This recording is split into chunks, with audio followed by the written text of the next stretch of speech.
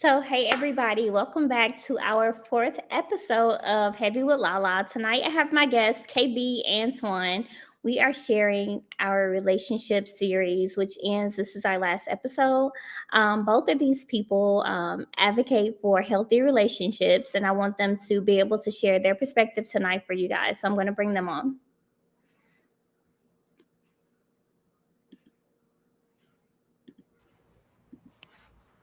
Hey guys. What's Hey, going what's up, on? Lala?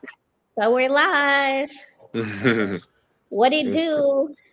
what's going on, Pezo? So, look, so Twan, you haven't been on my show before, but in the beginning, I always ask the people, what was your God did it moment? Your God did it? God did it. Like, when did you realize, like, God did this for me? Like, what was your God did it moment in your life? I realized my God did it moment. Man, I've had so many, honestly.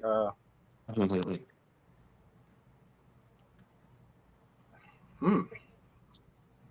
You know, I've had so many of those moments. I'll just give you one. Okay. And growing up how I grew up. I'm one of seven kids projects.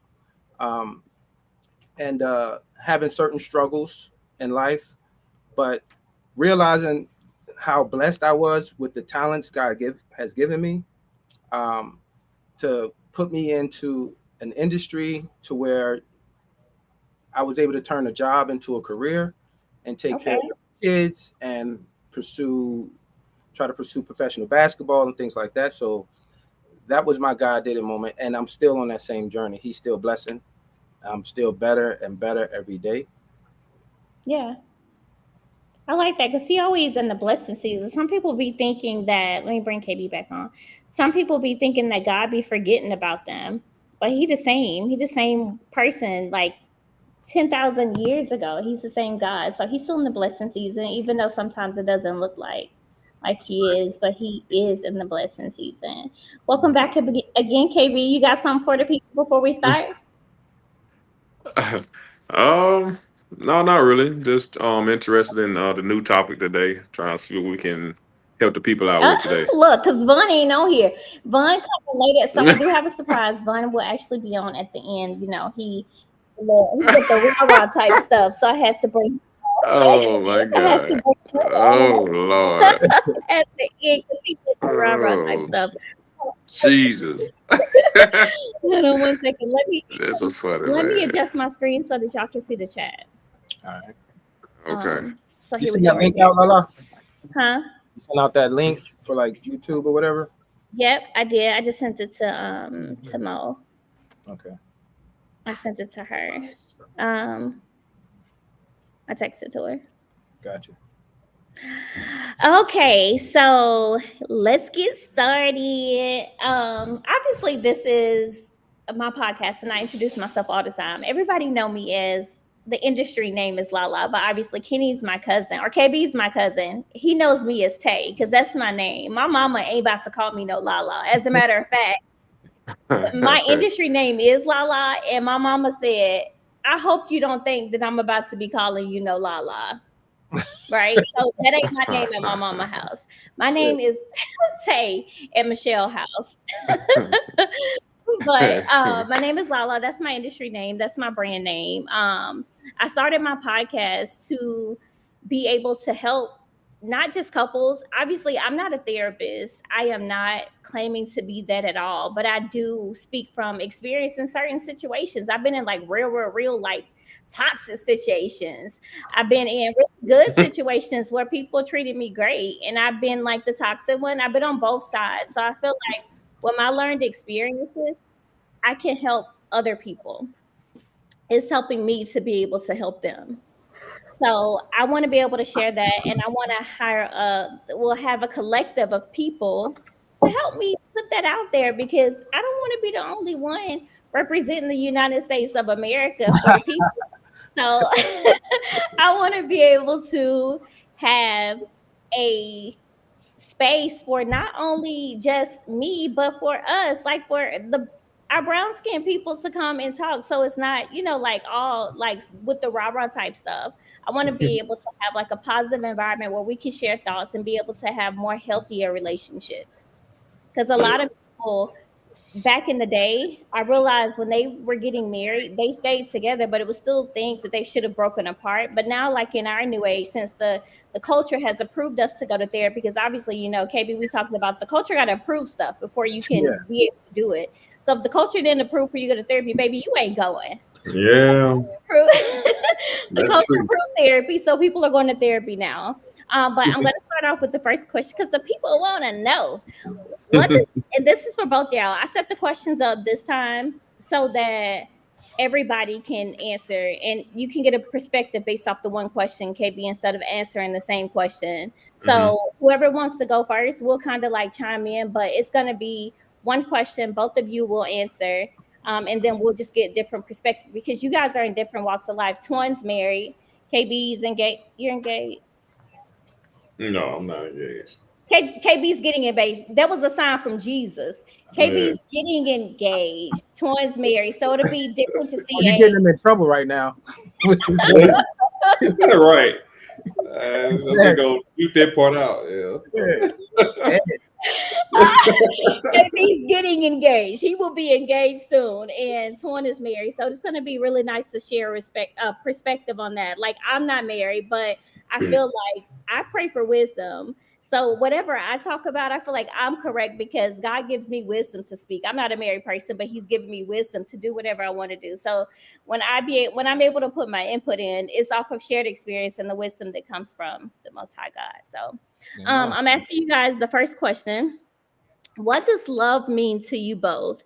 And how has that understanding evolved over time? Twan, I think we were talking about that earlier, but what does love mean to you? And as you've gotten older, how has that understanding evolved?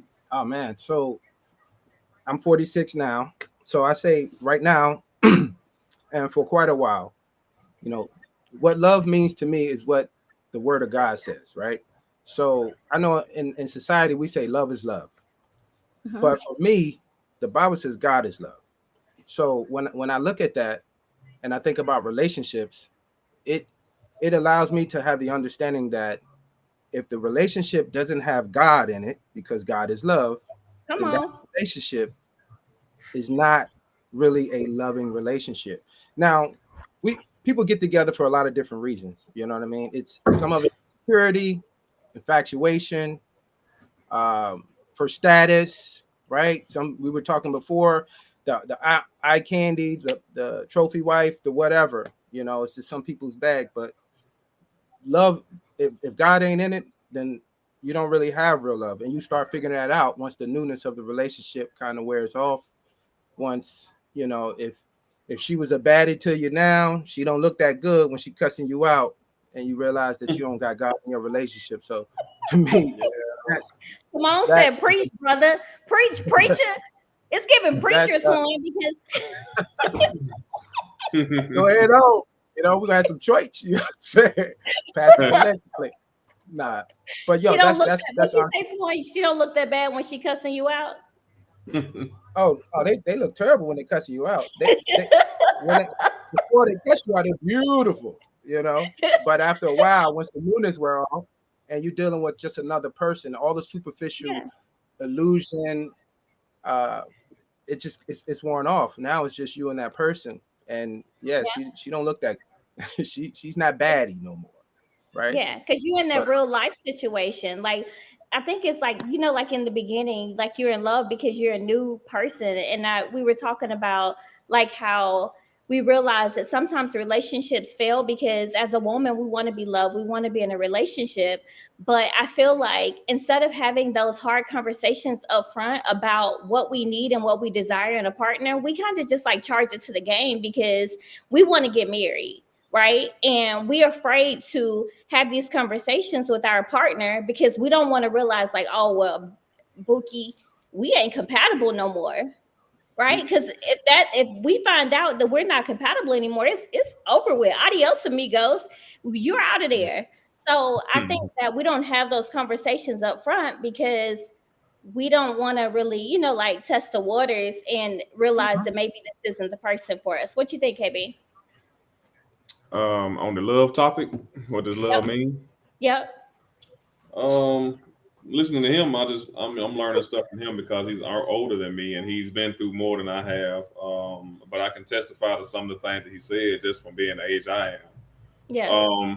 I learned that love is you got to work at it. It's something you got to work at daily.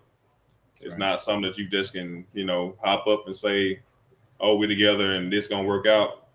If you want to really be with somebody or something like that, you got to work at it and continue to work on yourself daily and continue to grow, whichever way it is that you need to grow.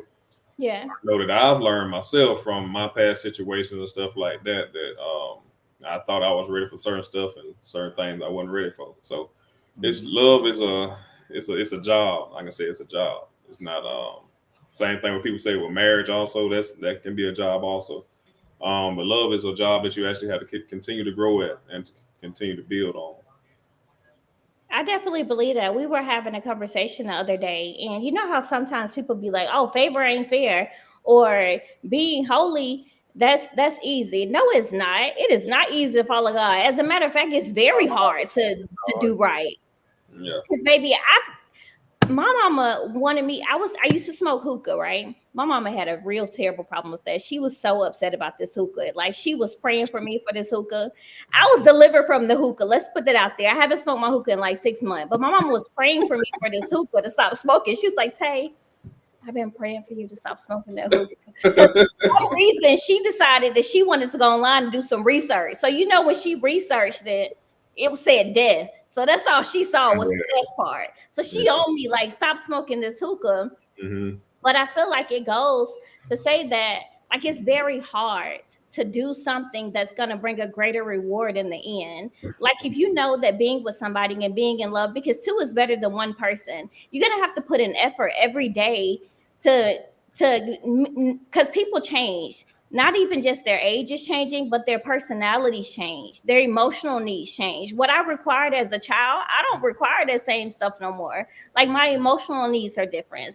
My needs are different. And I feel like once those, like, you're getting older, you become a different person. So love looks different than it does when you're small, and then you go through these different stages of life. So the next question is, what do you think I think we were having these discussions like behind the scenes, so it's so funny to just ask them again. What do you think some common barriers are that men face when they're trying to gain clarity in their emotions and relationships? So what do you feel like the barriers are that men face when they're trying to gain the clarity in their emotions in their relationship? So you mean gain their own clarity? Yeah, clarity in the emotions. I think we were talking about, like, maybe the emotions from the wife. We were saying, like, the mind reader stuff. Oh yeah. Well, that doesn't really make us emotional. It's kind of like the same reaction KB had on the first one. Like, what? I need you to kind of use your own mind. I'm not a psychic. Remember, I told you I'm against the psychic expectations in any relationship. I'm all for what you said. The communication was the first thing you said when we started to talk. But I'm totally against any expectation for me to be a mind reader. You may make it sound good. We had a little chat. It sounded pretty good. I found a little balance. No, you know what I'm saying? I think, as adults, if we taking our relationship serious, then we shouldn't leave nothing for chance. We shouldn't be testing one another. We shouldn't be absent of discussion and conversation down to the details. A man, women think we are confused about our emotions and things like that. We're not that emotional. We're human, so we are emotional beings, but we're not emotional creatures. It's not in our nature just to be emotional, right? What we struggle with is trying to figure out what your guys' emotions are. We're pretty solid on ours, and if we get some respect and have some peace, we're not really emotional. And I'm just being real, all right? KB, I don't know you. KB, don't do that, because we're supposed to be collective here. I'm agreeing with my boy over there, man. Gang type stuff going on. Yeah, so and that's. Oh, go ahead, KB. I didn't mean to cut you off, bro. I mean, you can go ahead. I was gonna say that's the way God made us. You know, I'm always going to revert back to the Bible. I understand who we are as creatures, and everybody is different. But remember, we talked before, in general, guys are the same, but then there's several different extremes where we are completely different as individuals, expectations, what we desire, what we want in a marriage or relationships, the type of woman we want on our arm, how we see women.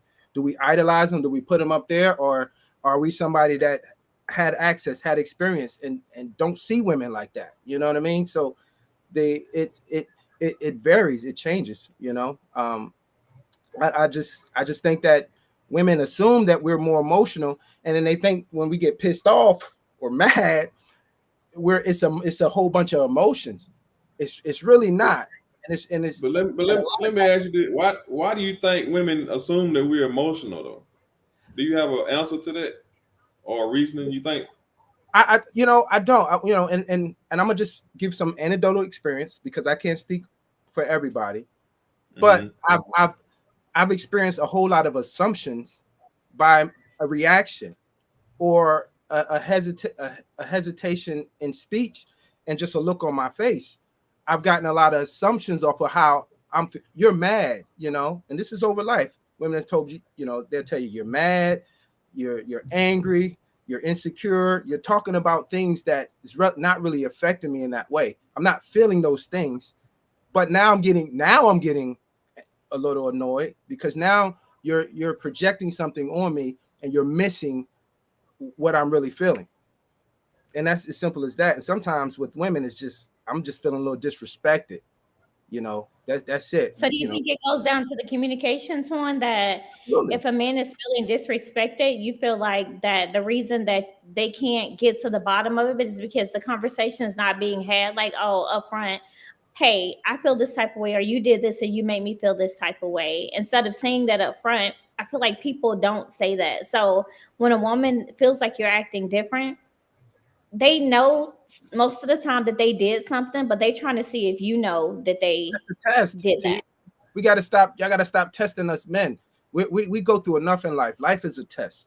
I was tested as a kid growing up in the projects. I was tested trying to make teams, trying to be a standout athlete. We're always tested, right? The world comes down on us. The world panders to women. It's just the way it is. There's a higher expectation and a heavier weight on our shoulders. And if that person loves you, they should be considering that when you walk through the door. So when I'm talking respect, that's our version of love. Meet me at the door. I'm just gonna be here just give you a round of applause while you talk, man. I don't even need to be here. I'm just here applaud what you saying. Come on, I couldn't have said it better. No, this is anecdotal for me. I understand where Twan is coming from, but at the same time, I feel like, when couples are happy, right? They're happy in their relationship, and then something happens, and either the woman is upset, which you're saying you think obviously that is the woman, either the woman is upset or is the man. Do you feel like if the conversation is had, like, hey, babe, you made me feel this way, and the issue is resolved instead of tabling it or not talking about it at all? Because I think that the reason that those things are happening is because we're not having those conversations. Like, we're not being open and transparent and saying, hey, I feel like this, or you hurt my feelings when you said this, or you hurt my feelings when you did this, or I want you to do this. We're not having those conversations up front and saying this stuff. So it's kind of making the other partner, like, it goes back, I guess, to the mind reader thing. That's what it is. So I would say in the beginning of a relationship, certain expectations, and we talked about this before too, these boxes haven't been checked. The way we should do it, most people don't do it. They don't interview one another. It's you look good, some superficial stuff about you, some superficial stuff about me. Let's forget about it. Let's avoid it, like you were talking about, Lala. Right? Let's just jump right into this newness of this relationship. All right, so that's one version of that, because now it is. Oh, we should have talked about it. We should have these conversations before we even got this relationship popping, right? But after the fact, when you're in a relationship, then it's totally different, right? So now there's conflict in the relationship. You as the man, I'm gonna speak anecdotally just a little bit, okay? So when if it's after the fact and we missed all the opportunities to have all these conversations at the beginning, which probably majority of relationships do. Now you're in the relationship, and men, I'm not going to come to my wife and the way you mentioned it, but I'm gonna have those conversations. And what I want to say, that's why I'm saying every man's experience is different. So I have to speak a little anecdote and have to have that understanding, because I'm not just like KB is not like everybody else. So I don't hesitate. I don't understand who or what man would hesitate to speak on something that he doesn't like, makes him feel disrespected, or things, just don't look right or whatever. I don't know any real man that's afraid to have that conversation, but we always know in the back of our mind who we're dealing with. I was about to say, am I dealing with that can receive this? So we gotta jump all through all these hoops to try to figure out how to bring this one thing that most men feel to this individual woman, and how she's going to receive it. Is she going to explode, or is she going to take the time to hear me out? Because most of the times we're not walking around in our feelings. We may just have something to say. And if it's different for you, KB, speak to that, please, sir. Man, I spoke on this last time on when we was on here. I don't think women realize how simplistic that men are. It's the simplest things. We don't ask for a whole lot. We don't have to go off a whole lot. You know what I'm saying? I mean, women are like that too. Huh? I feel like women are simple as well. Don't they? First off, y'all trying to make it seem like we just like spawns of Satan, but I feel like women are simple. No, we are. Y'all make it difficult. What I say, it could all be. I didn't say no spawns of Satan. Spawns of Satan, no, different, made by God in a different way, made by God as a nurturer, right? Like somebody breaking the house, I'm not sending my wife down there to do something. I'm gonna handle that. We're different. We all are man on God's eyes, but we are made to be different. I gotta submit to God. You're supposed to submit to God before meeting me, so you can be a wife, not a woman trying to find a husband, and then you submit to me. But it goes to having those conversations during that time and making sure that this is the right thing that we're doing, because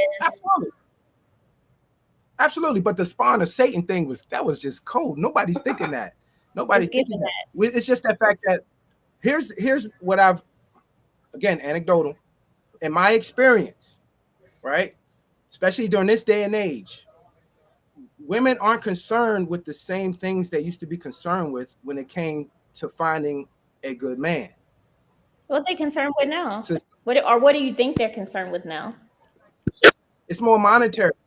A lot of it is monetary. When I got 28, 29-year-old kid, 24, my son just turned 24, Twan Jr., you know what I'm saying, and a 12-year-old, but I got grown-ups. They're in that mix, I see it in content, I see online, I've experienced it in life through different eyes, because just like we talked about before, my access to different types of women is different than other people, so I was able to see more. I do see that women are seem to be more concerned with what you can do for them versus who you are.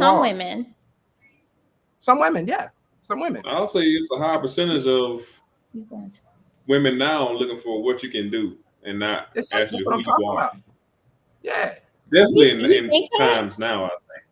Yes. What are you talking about, Lala? Because you don't reflect First that. off, pause for a second. My mama on here. Let me tell you something. People be calling me Lala, and I told them that you don't call me that, and you don't even like the name. So just know, my mama on here is Michelle Robinson.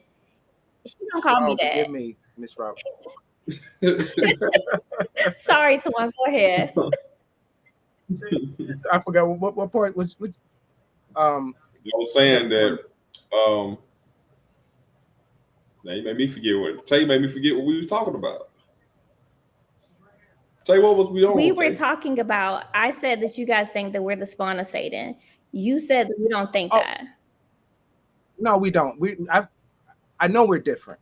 I read the scripture. I see the difference. But I feel like somebody put in the thing, you got to wait. And it comes back with knowing your partner too, because I feel like if you know that your partner needs to be nurtured a little bit more than normal, you already knew that that was the case up front, right? So I feel like the problem with me, or my problem sometimes, is that you were doing it up front, right? And you know that I need to be nurtured a little bit more than normal. But then all of a sudden, that's the problem. That's the problem, is that what you know that I needed, I'm not getting that anymore, because all of a sudden now, like, our dynamic has changed and you feel like I need to be something else. Yeah, well, that's the wrong person then. That means you're with the wrong individual. No, I don't expect any woman to try to change me. And I'm not going to try to change any woman. I want you, what you got something to say, KB? Yeah, I'm gonna ask this question to Tay, since she's the woman.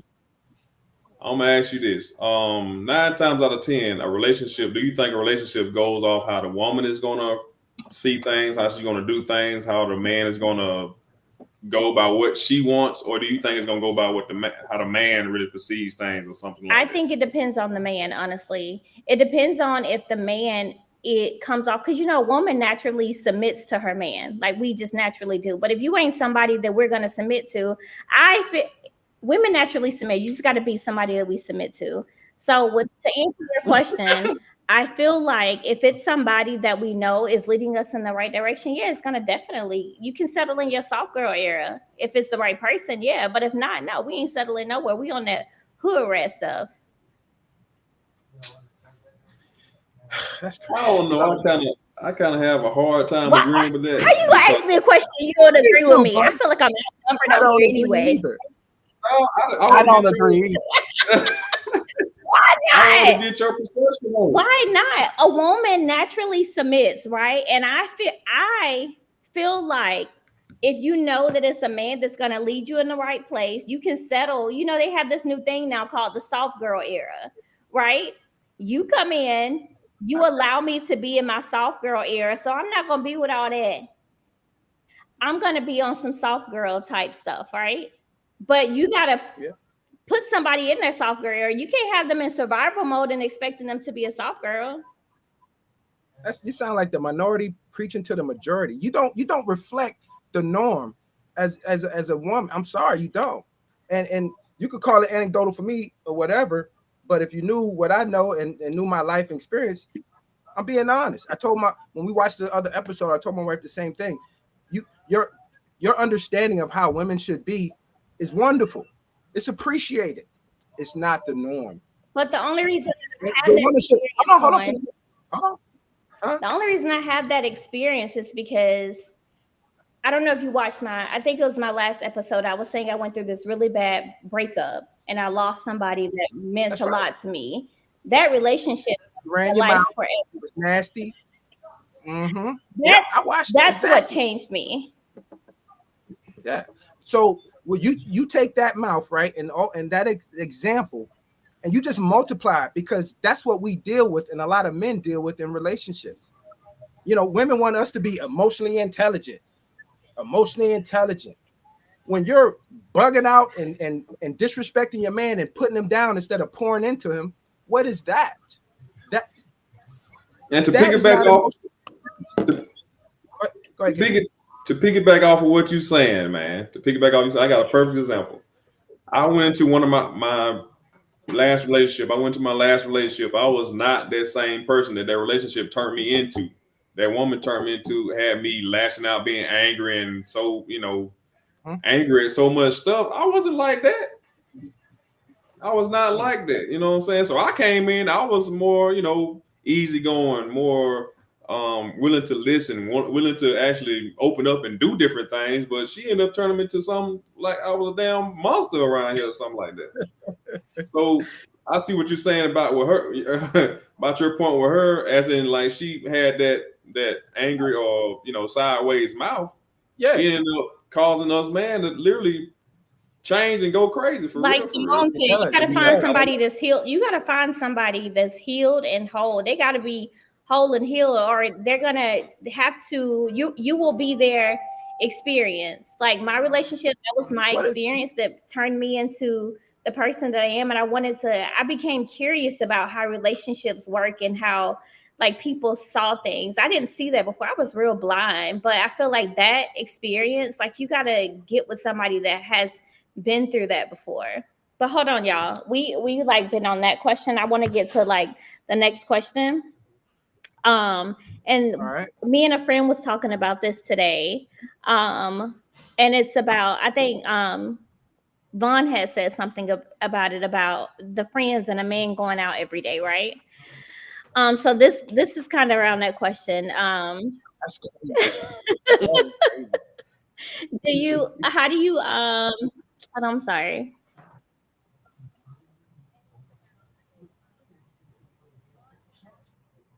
Okay, how important is it for men to seek support from friends or professionals when dealing with challenging love situations? Like, how important is it for you to seek support from your friends? And do you feel like when you're married, or if you're single, okay, baby, and my friend was talking about this morning, do you feel like it should always be a married person that you're seeking advice from, or do you feel like you can take advice from a single person as a married person, or a single person you feel like you can only get advice from a married person? And if so, how important do you think that it is to have these conversations outside of your relationship?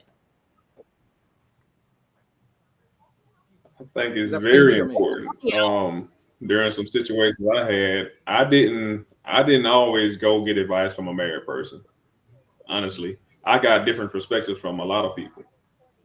You know what I'm saying? I got a different perspective from, well, I ain't gonna say that on your podcast. Different perspective than men that was, out here outside. I got different perspective from married men. I got perspective from men that I just figured had some sense and knew some stuff. You know what I'm saying? They'd have to be married, but it definitely is a good thing to be able to talk and just make sure that you sane. Get that off your mental. As you Yeah. see, get advice from people, get an understanding of like maybe you should have did this, or they'll tell you where you was wrong, even if you didn't think you was wrong. Hearing it from somebody else, you'll agree sometimes. You know what I'm saying? That like, yeah, I can see where I may have been wrong in that part. So I mean, just get different perspective from different people that you may look at a different way. You take their advice a lot more serious than you would from somebody you don't, actually would listen to. I'll say that. Okay. I'll say, to me, it's not important for me to get marital or relationship advice from a friend that is not married and a man of God. Without those two factors, I refuse to listen.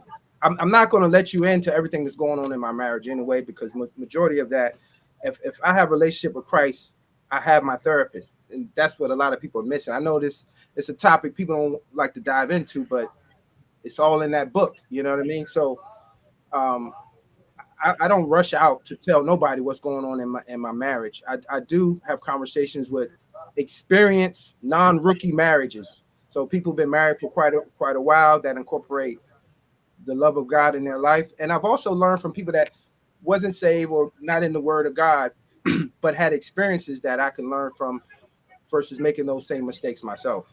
Plus, this is my second marriage. I was married for 19 years before this one, So I have that experience to learn from what not to do, what worked, what didn't. You know what I mean? So I don't necessarily, like I say, I don't really run to friends about marriage. I don't think they can really help unless they fit both of those categories of being a man of God, and it will be a man. No woman's going to tell me how I feel, because as we learn in this conversation, y'all really don't know. we don't totally get y'all, but y'all don't really know us. So when we talk to somebody, it's got to be somebody that can understand what we're dealing with just as a man in general. Then I can let down my guard and be like, look, bro, and not we're not. Well, anyway, that's one of your other questions, but I'll leave it there. No, I feel like, I do take that because I take ownership, right? You're right. I feel like sometimes men are hard to figure out because we don't know. Just like you guys probably don't know or understand like some of the stuff that we go through. But I feel like with effective communication and knowing your partner, I feel like that'll combat some of the issues that people have in their relationships, like the arguing, the um the not going without speaking for a couple of days. I think that communication cuts down on like 90% of all the stuff that's going on. So in order to know your partner, you got to be around them. You got to be able to push those buttons. And when I say that, you got to be able to have those questions with them to see what bothers them or what triggers them. Because if you don't have those questions, if you don't have those questions or conversations with them, you're not going to know what's safe and what's not safe. And any heat of any argument, and you're having a conversation and you say this in the heat of an argument, that's when the situation arises, because you don't know, like if you guys are having just a casual conversation and you say something, hey, I didn't like how you said that, or I don't like how that sounded. But just say you're arguing and you say the same thing. You didn't know up front that they don't like this, but you've already said it now, but you're arguing and you're saying at the same time. So I feel like it's just number one, communication, and then knowing your person. That's how I feel. But I honestly, I'm not even gonna lie, I feel like men should like do better about like nurturing their women. I really do feel like that's on y'all. Y'all don't do a good job at it. So nurturing. So okay, so while I'm out here jumping in front of this bullet, pushing out of the way this speeding train, right? and out here trying to grind, hustle, sell this, sell that, be a director, be this, be the leader. And I gotta be the nurturer too. That's what you signed up for, Twan. Huh? You're supposed to be the covering. Who did God make? Oh, I'm the covering. Yes, the man is the covering. Who God made the nurturer? So when I say like the nurturer, I'm saying is like the covering. Oh, absolutely. Oh, now you're preaching. Let's talk about it. So that's my prayer. That's my support. Right? That's me being there. That's my understanding. Like I feel like sometimes y'all don't treat us like that's what y'all are. Y'all don't treat us like y'all are the covering. Y'all treat us like y'all. Who is this guy? I think, who is this guy? Who's this guy? Who is that person? I'm not talking about a particular guy. Yeah, you say y'all. I'm saying from past. I'm saying from past relationships and from what these people said in these comments. Oh, I'm advocating for all the people in the United States of America.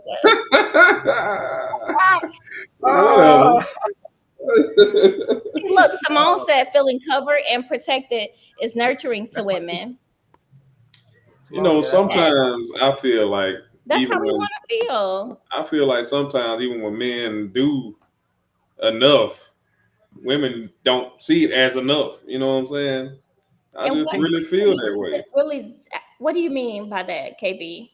Because it's at a point now where a man is asked so much of to do so much. After a while, we just gonna be. I mean, I don't know what else y'all gonna ask for. Because I mean, we already gotta do so much on top of so much. You know what I'm saying? Why is that difficult though? I want to ask y'all this question. And that list just keep getting longer and longer. It ain't the list, but I got a question to ask because I've been wanting to ask this, and I'm glad you brought that up because it's the question. All right. If a man is with a woman, right, and you guys are in a relationship, why is it difficult for you to just be what she needs you to be without like feeling like you have to do it? Like the whole covering thing. Yeah. What you need you to be. What you need to be. I'm saying, like, you know how they be like, oh, well, be my piece. Or we were talking about how like this new age thing is saying like soft girl era. Like I told you, Twan, I don't know if we were talking about it offline or online about how relationships dynamics look different now. Back in the day when my grandmother was with my grandfather, it wasn't about women didn't really have careers back then, but we have that now. Like we have careers and we have different stuff. So the housing dynamic looks a little different than it did back then. And with that being said, I honestly feel like, because it's my podcast, men still have that same mind. Men have that same mindset. Y'all still have that same mindset that the men did back in the day, because nothing changed with that. Like that's still the same mindset that y'all have. Like, oh, well, I'm going to be this, but I don't feel like y'all see us as that. I don't feel like y'all see us as like that person, if that makes sense.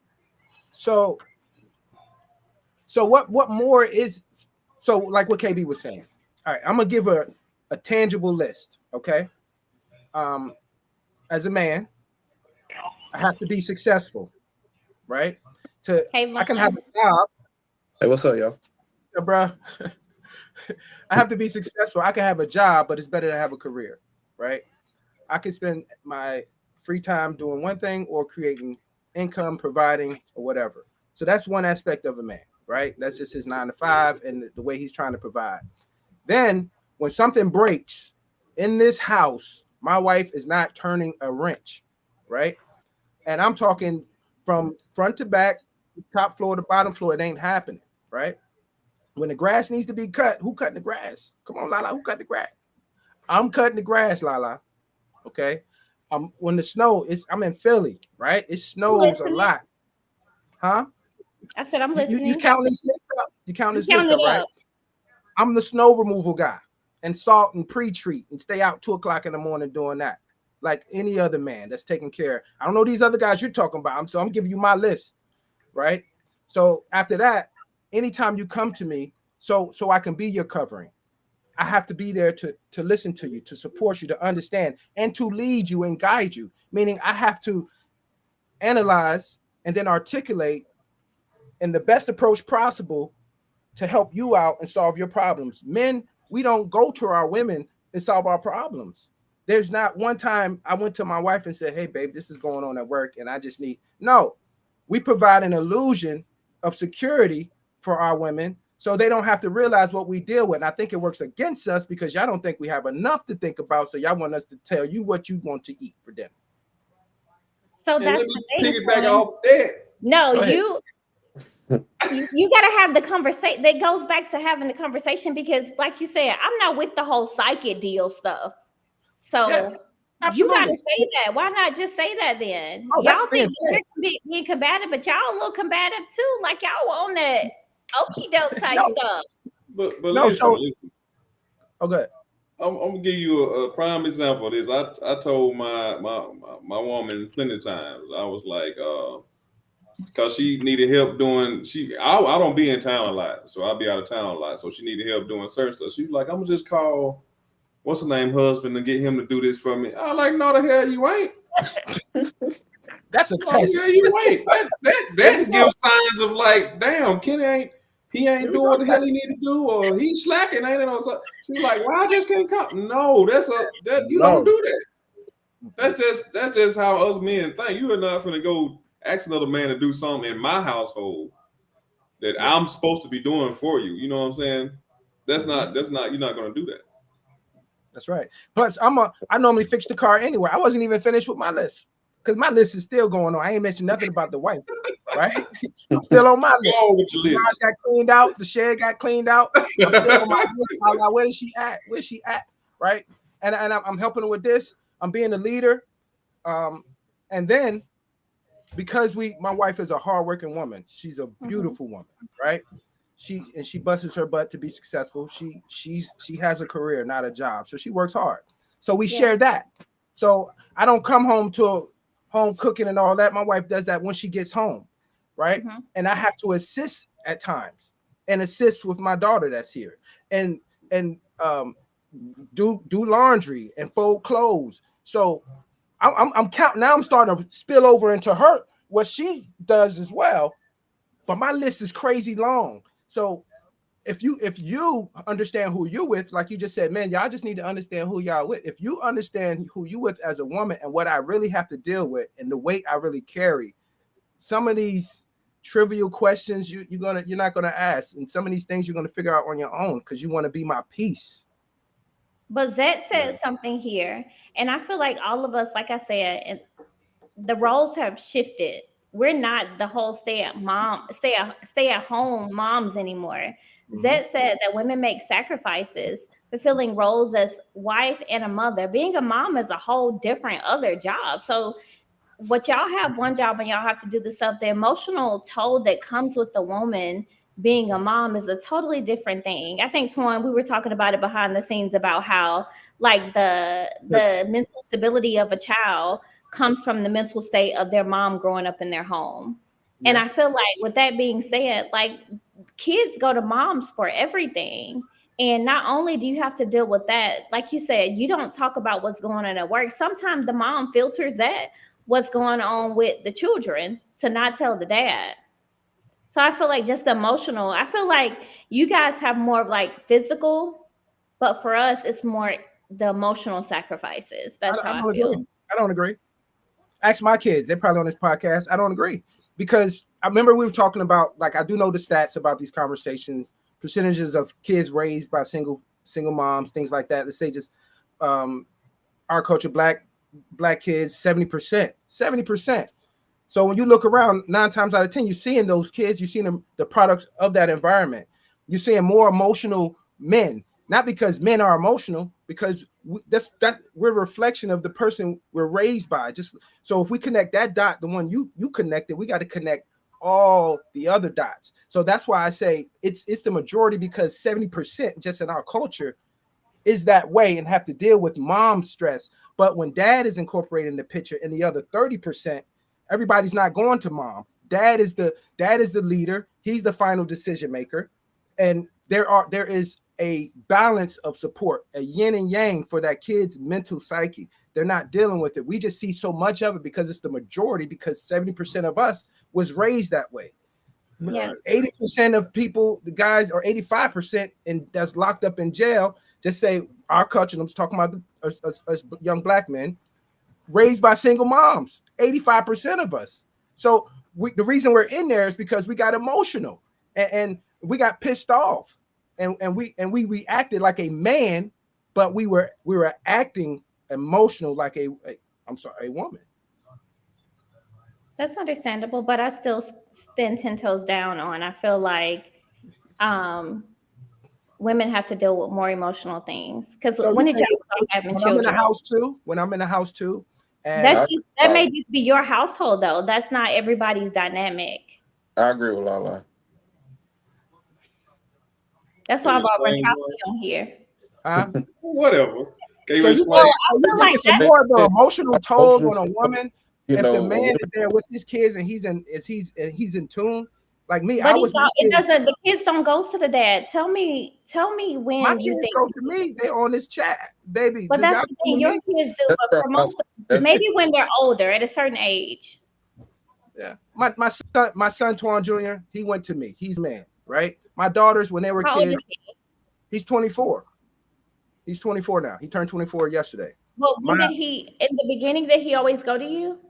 He was my pager. He was on my hip. Yes, he went to his dad. I was his basketball coach, his trainer, his rec coach, his AAU travel coach, his professional trainer. If you're involved, you can't, it's not the same of what you're saying. It's just, that's not the norm, because 75% of us are raised by just that woman. So that's our perspective. But my kids wasn't. They didn't go through that. My babies call me now. That's 5%, right? I have to disagree with him. You're the 5% or 10? What you mean? Like, as far as like that dynamic, you think out of like 15%, do you think that's 5% of it or 10? Because I'm speaking for the majority. Well, so it depends. So me, I'm raised by a minister. My mom taught me that God was love a long time ago, so I know how to love. A lot of men just know how to survive. And from back in the day, the older generation, they was workers, they were providers, and they were security. And as they did, they worked themselves to death. So they didn't have the, I would say, the mental capacity to give and pour in those other things into their kids, not just their sons. That is necessary. It's necessary. But those people still do exist. Those situations exist. It's just the percentages are so far off. It's what we see the majority of. That's why you can say that my ex-wife or my wife now has more emotion. And no, I coached all my kids. I took them to back and forth to practices. I trained them, and I supported them, and I was there, and I had conversations. And my daughters needed to talk to their moms about certain things, but my sons always talked to me. But so I'm speaking for the majority though. Vaughn, why do you agree with me? I agree because I have a household of 2 girls. two little girls. They don't come to me about everything. They go to their mom. And like you said, the emotional stuff, everything, they're girls, they're gonna go to their mom. And if it was a boy, like a son in the household, he'll probably come to me about stuff. So he may have a different household than everybody else. So that's what I was saying, is he speak? Yeah. I feel like I'm speaking for the majority of households, Right. the 80%. Yeah. Well, yeah, you could say that, but we're talking about a man that's involved with his kids. If we're talking about those scenarios, then it's we were specifically talking about the emotional wear and tear, right? The emotional strain is more on a mom than a dad. I think that's anecdotal. Yeah. I think that's situational. Yes, a daughter's going to go to her mom. I said my daughter's dead, but they came right back after they grew and matured a little bit. Now I get those calls, Daddy, thank you for where you were. Thank you for willing to be the bad guy. Like, I get that now. You know what I mean? So, and that means I was connected then. And now they have a maturity and adult understanding. So it makes sense. The dots are connected. I'm not saying the mothers of my children weren't very like emotionally connected, but I don't, as much as you are involved and they're on your mind, that's as much as you are affected emotionally as well. We're men, we're just not going to show it. That's why I feel like y'all just don't see, because we're not walking around crying. We're not crying internally for our kid. We don't want the same things that you want from them emotionally, but if it's a man, we want him to be a man. So I think that's the thing. Mothers, so obviously the dad wants the son to be a man, but I feel like the woman wants the son not only to be a man, but we want to make sure that they know what a mother's love is. So the dynamic between a mom raising a son and a dad raising a son is a little bit more on an emotional aspect, versus the dad raising the son is more like on a physical aspect, where I got to get you to where you need to be for you to be in society and be out there and do right. I think that's kind of like the whole thing, is that like emotionally we have emotional connections or emotional ways of like bringing up our children and raising the daughters and sons, because we want them to be more going at it more of a love aspect. I feel like sometimes fathers do that with their girls. However, I still stand on, like, I feel like women emotionally carry that burden when it comes to raising the children in the household. But I mean, we're here to agree and disagree. That's what this whole thing is about, is to have like. Twanika said, look at Twanika, named after her daddy. What did she say? At a certain age, when I was younger, I would always go. That's natural. But the connection is revealed once the maturity and the dots are connected, and that you're reminded, right? Me and my mom had so much conflict when I was younger because, you know, she had 7 kids. I was a standout athlete. She was always in church. I didn't understand it. Didn't feel like she was there, whatever. But once I got older and mature, I understood what she was doing and the foundation she was laying, so I can see her and talk to you and mention the love of Christ, you know? So it doesn't always play out the way we think it plays out. I mean, the way it should, or we think it should in those moments. But if you have a little bit of godliness, I already knew, and I told my daughter's moms, my baby's going to come back. I'm going to be that dad to where my daughters are going to stand out and not fit in. And that's one quote that I always taught them. Y'all not going to be like everybody else. Y'all going to be modest. Y'all going to stand out. Y'all going to be a diamond in the rough. So, and then I get that from them now. So it's natural. That's nature. They come back when they have a mind and an understanding. So I know that we talked a lot about, you know, like relationships, and I heard you guys, because obviously I'm here to change the world. I want to be an advocate for both men and women. So now that this week I have guys on the episode, it seems like you guys are saying the same thing when you feel like we just don't understand you guys. What is some advice that y'all would give to women, or whatever you think would feel like would help your person or whoever it is to get in a position, or how you would see a woman understanding a man? Let's talk about it. Read Proverbs 31. Let's talk about it. That's it. Guys, you find your Proverbs 31 woman, you good. Huh? That's it though. So, but honestly, that is it. That is it. Your problem is not with me, it's with Christ, is what I would tell any woman if I was out there in these streets. You know what I mean? Read the Proverbs 31. That's the instructions. That's how we supposed to be, how women are supposed to be. Timothy, 1 Timothy 2:9. That's how we supposed to be dressing. That's how we supposed to want people to, how we supposed to present ourselves and want ourselves to be presented and received by people. When we do outside of what those scriptures say, we get this. We have these conversations. If we are evenly yoked, and a lot of people don't even know what that means. People say evenly yoked. Oh man, what kind of eggs you cooking? It ain't even eggs. They don't understand what that means. It's lined up like cattle with that brace across your neck, moving at the same pace, on one accord. You know, you got to find somebody. We got to stop searching in the streets and for the right person. We got to look in that. We can find that right person in that book, but we got to become the person God wants us to be for someone else. You know, I know we were talking about healing and being healed. You know, a lot of that comes through Christ. I don't see that coming through these psychiatrists and all that. I'm not downplaying the necessity of that, but I think if it's a psychiatrist without some Christ in them, then I'm not going to get what I need, because the instructions are written down on how we're supposed to be. I don't care what goes on in my home. I'm going to love my wife like Christ loved the church, and he died for her. So I will take a bullet for my wife. I will give it all up for her, right? But what do I expect? Proverbs 31. But you have to realize, so that's my advice. like, you know how, like, obviously you read your Bible. I read mine. I'm pretty sure KB and Trotsky reads theirs as well. But not everybody knows what that means. So speaking to somebody that's not one of the disciples, what would you say to the world and give them advice on if they're trying to build up to that, right? What is some stuff that they can do, or how do they combat not having the wrong partner if they don't know anything about Proverbs 31? So just take that away, because I put yourself in a situation where you're ministering to somebody that knows nothing about Christ or the word. What would you say to them when it comes to having a partner? What I would say? Find Christ.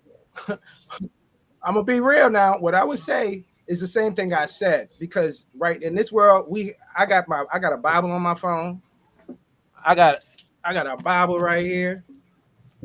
I can pull up any type of scriptures. If that's the best way I can explain what a man, if I'm talking to a man, what he should be looking for.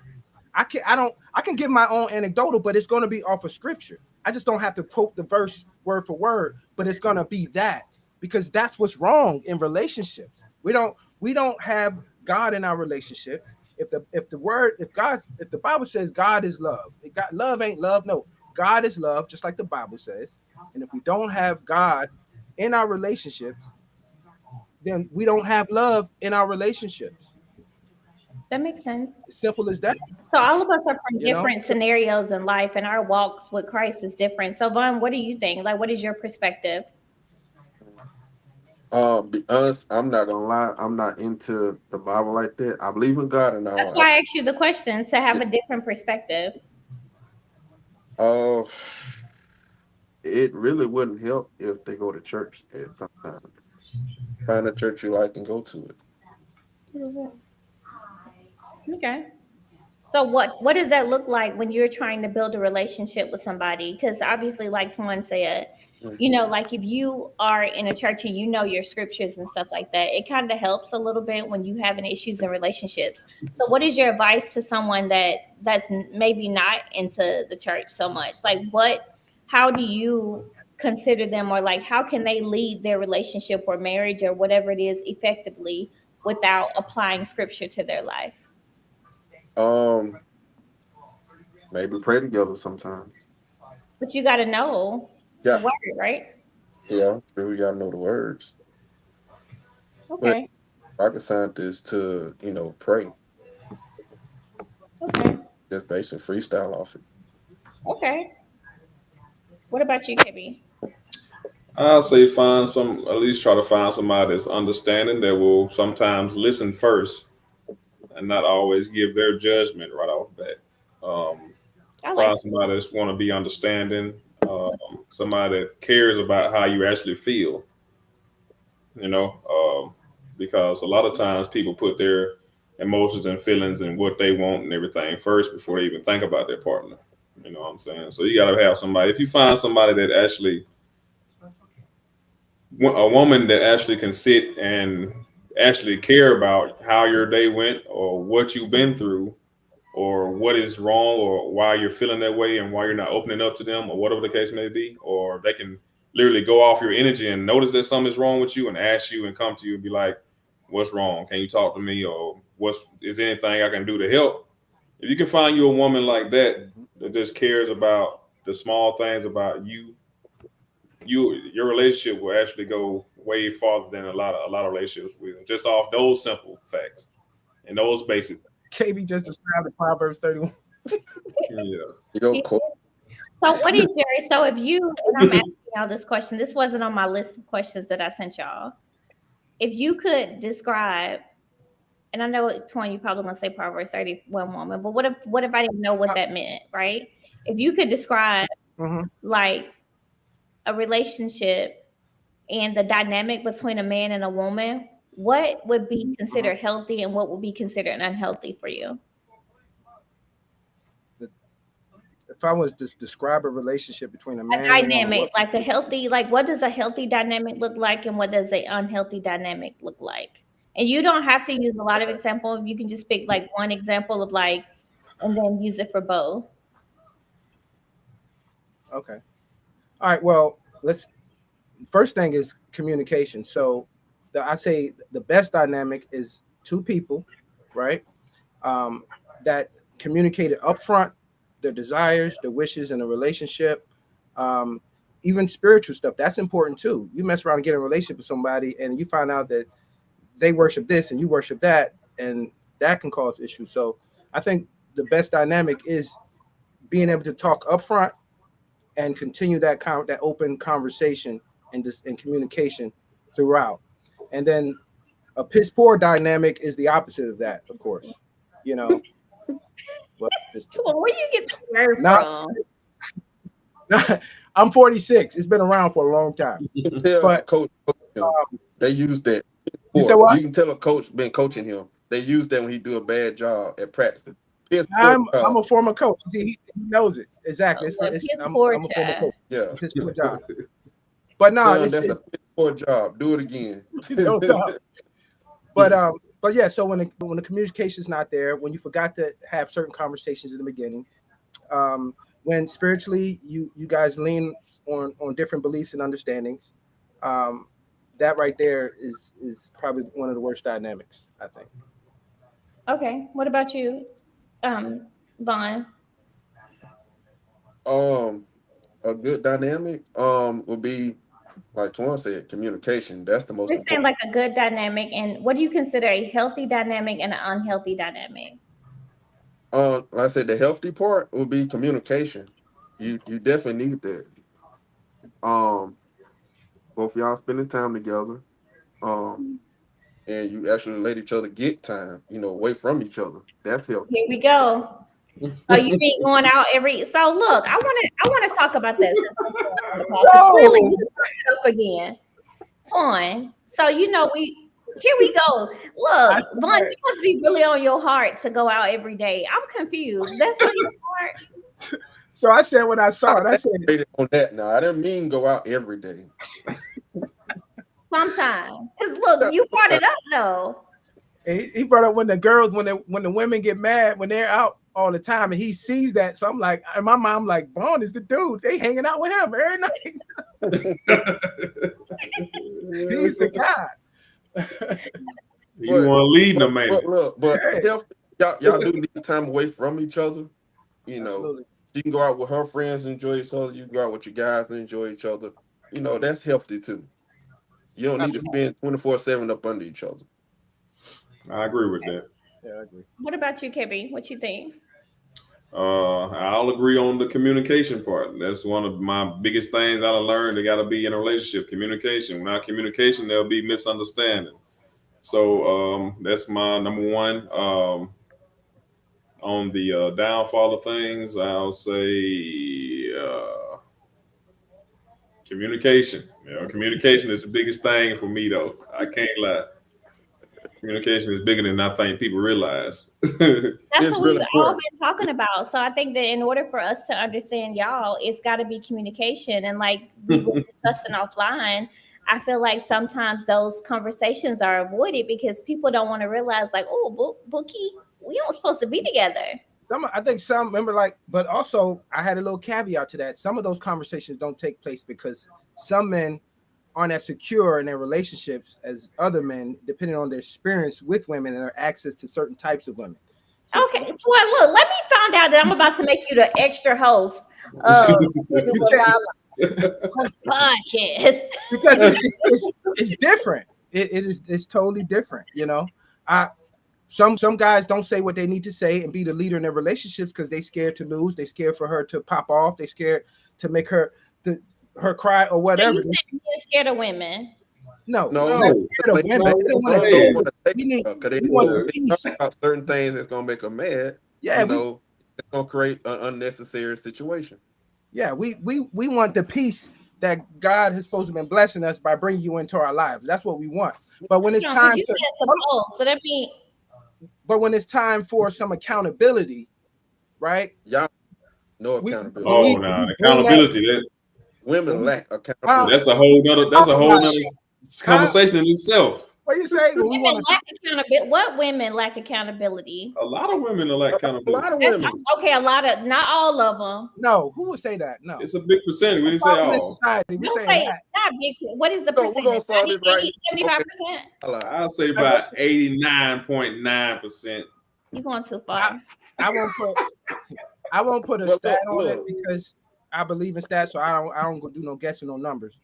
But I know that it exists, and that's a hot topic of discussion in these spheres, right? And on these platforms, that's what is discussed a lot. It's a lack of accountability.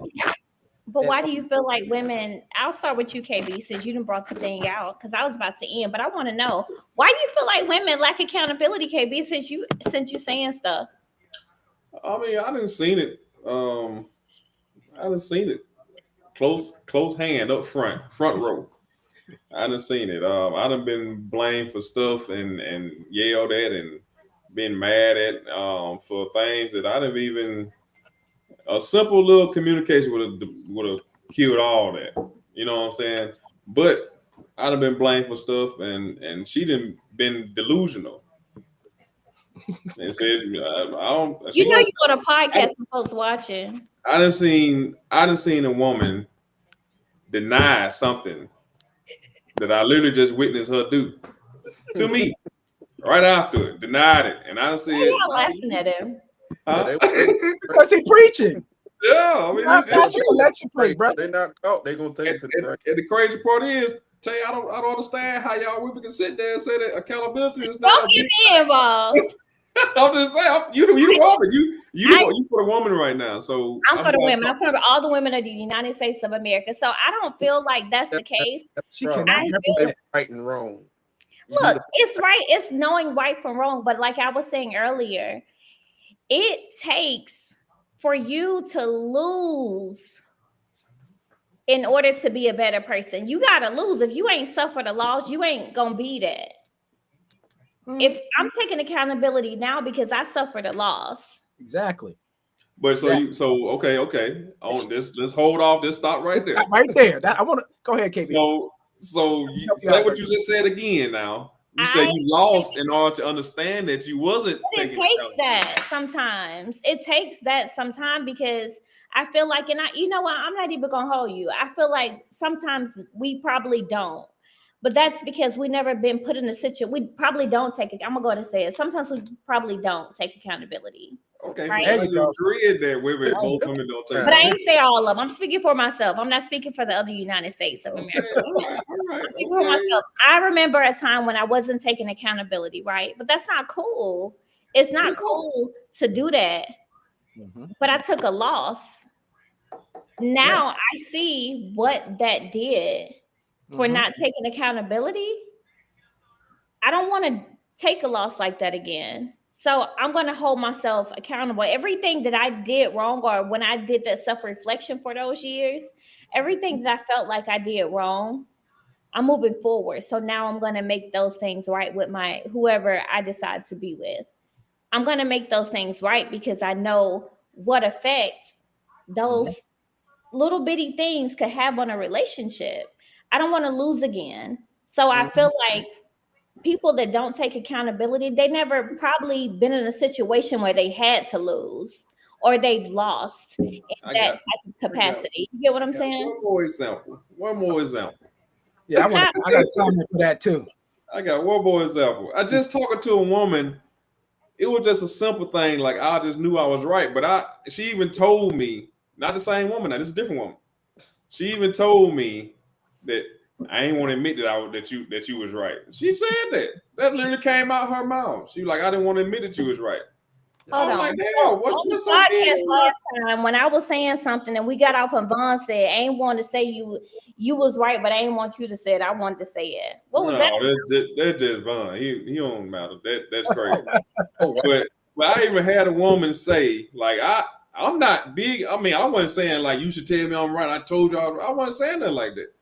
I was like, oh well, I heard on the phone she was having a conversation. She ended up telling her sister, she was like, yeah, Kenny said that this, and he was right or whatever. I was like, damn, she said I was right. I just happened to hear the conversation. And I was like, you couldn't even tell me that I was right or you was wrong. Just in that aspect, just say like I was wrong, you was right. I apologize. It took like pulling teeth out of a woman's mouth for her to say you was right and I was wrong. I think that analogy too far. I would not take accountability for nothing. Why do you think that, Vaughn? Why do you think they don't take accountability? Because y'all can't even say what KB just said. Y'all can't sit there and say you was right, I was wrong. We be wanting to say it. We just don't say it right then. That's the first step to taking accountability, admitting that somebody was right and wrong. That's for the sisters who have not arrived yet. They have not arrived yet. They want to say it, but they just ain't gonna say it yet. You gotta make sure that they're ready to say it though. Because men are beat in the face with accountability. Men, we are beat in the face with accountability. When we're younger, get up, put some dirt on it. Like when we come up as young men, when we do something wrong, we wear it. We wear the punishment. We are forced to learn from it. Our world and experience is totally different than women. It is, and I think that's why women have a hard time. Y'all been lied to so much by so many. It's hard for you to understand that you could do anything wrong because a lot of guys got some women walking around here like they don't stink because they're big as a watermelon. Yeah, and these guys, because they're half a simp, I'm gonna just be real. They half a simp. They're gonna keep that because as long as they could validate you, that gives them an opportunity to have access to you. So women, including hold on. Run that back, Swan. Say the last part again. So they're gonna continue to lie and rewind pander. As long as they validate you. Oh. Yeah, they're going to continue. If they see that you are a woman, if they see that you are a woman that needs that validation, because we are chameleons. We've been changing up just to get what we want from y'all. So how y'all move is how we're going to start to move. So now we just tell you look good, everything is beautiful, you ain't wrong. These are the simps now. The one that loves you, the man that loves you, going to tell you to put some clothes on. Look, you ain't going nowhere like that. But the guy who don't care, he just want access to you. He's just gonna put your trophy, your arm candy. He's gonna tell you whatever you want to hear. He's gonna let you wear whatever you want to wear. And then when he starts to love you and want to find respect in himself and his relationship, then he's gonna tell you those things that he should have been telling you the whole time. I don't like that top you got on. You ain't never said that. You met me in the club. That's his example, is what I'm saying. But I know it's an example, but after he starts really valuing her, right? Once he changed from simp mode and he feel like he has a chance in a relationship, maybe she's reciprocating some love back. Now he gets to speak like a man, and you hear things as a woman you never heard. You never knew he didn't like the way you dressed. You never knew he didn't like how many male friends you had. He never said it because he just wanted access to you. But when you went from fun girl to wifey, now he said all these things. Huh?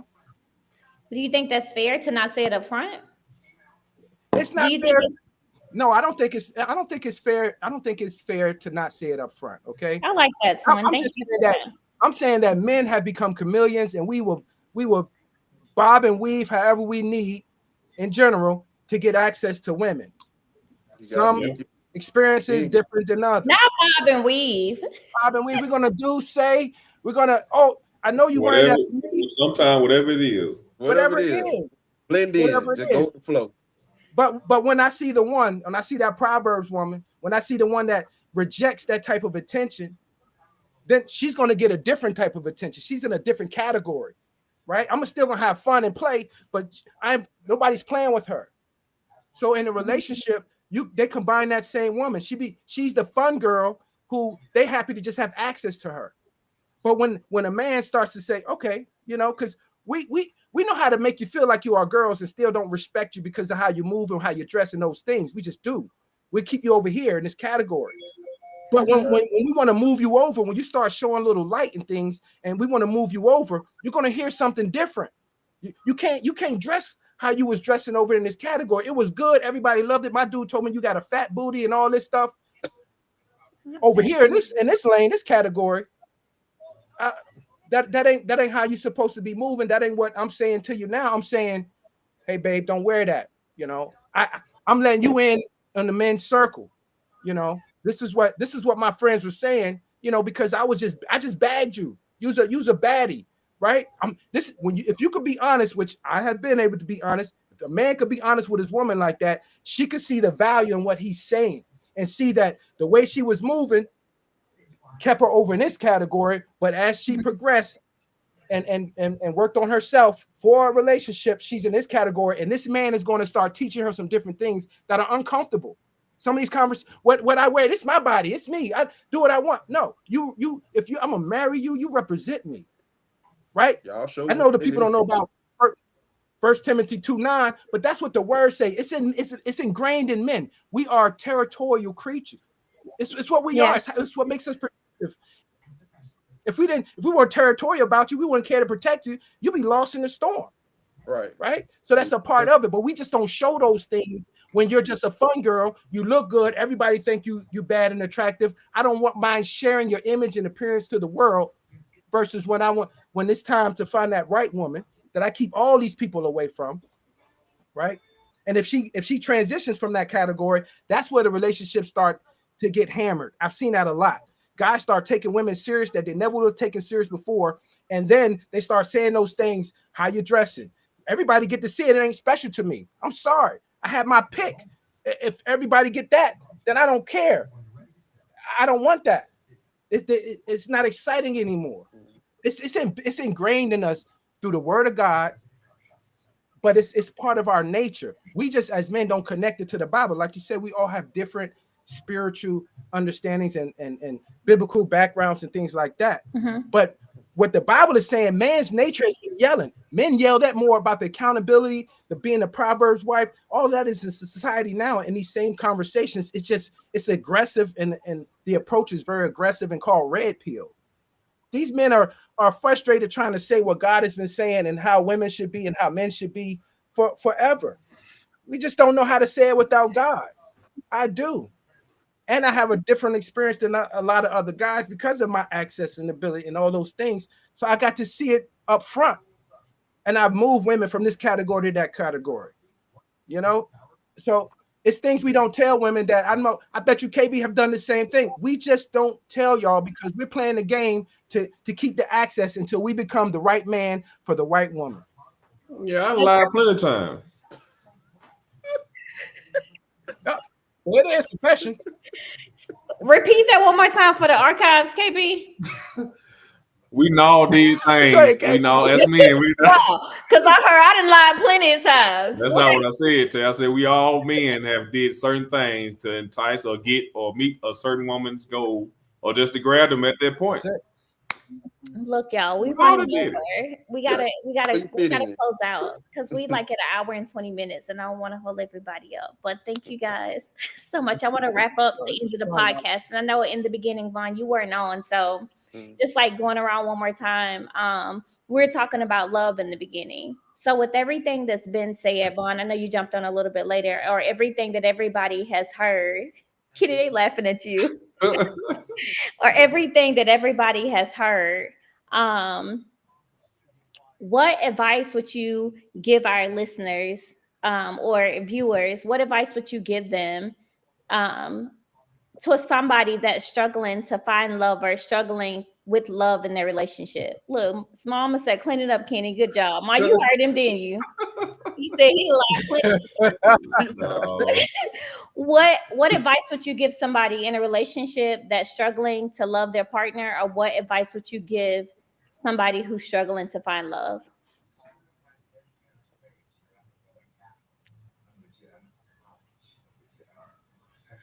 Ron? Oh, yeah. Well, person that's struggling. All right, if you're struggling to find love, don't go out there and try to force your way to find it. Let it come to you. I like that, Vaughn. And the people that's struggling to love each other, you just have to find something. Whether it's communicating more, going out, doing something together that you like doing together. You just have to find some type of way. Okay. I You know, like don't that. give up yet. Don't give up yet. Yeah, don't give up yet. Even though you seem like, the light is near, you want to end it. Don't end it. Just find some way to fix it. Okay. Mhm. What about you? You want to go first? I'll let Tori go first. I'll go. I'll let KB solidify the deal. No, I feel like I would tell anyone, of course, first and foremost, know yourself. Know yourself spiritually. Just know yourself, right? We've been talking about people healing and all those things, all the other intricate points or variables that matter and that affects who you become for anyone, right? So, make sure that they are healthy. I always say have a relationship with Christ, because that is your therapy to be ready for a relationship. It will guide you into the scriptures to know how you should be as a person, as a woman, as a man. But then I would say, don't try the same thing expecting different results. If all you like is if I'm a man, I like a red bone woman with this type of body, then I'm going to get the variable attitudes and behaviors and character in that person, right? If you meet a lot, if you date as a man, if you go after, or a woman, if you go after men that most women desire, then you need to really know what type of man that is, because he knows that as well, right? And if that's all you've been experiencing and going after, and then you've been in this category and never moved and made it to this category, then it's time for some more self-reflection on, I'm trying the same thing. I got to do something different. What I'm looking for is superficial. I need something emotionally tangible, right? I need something real.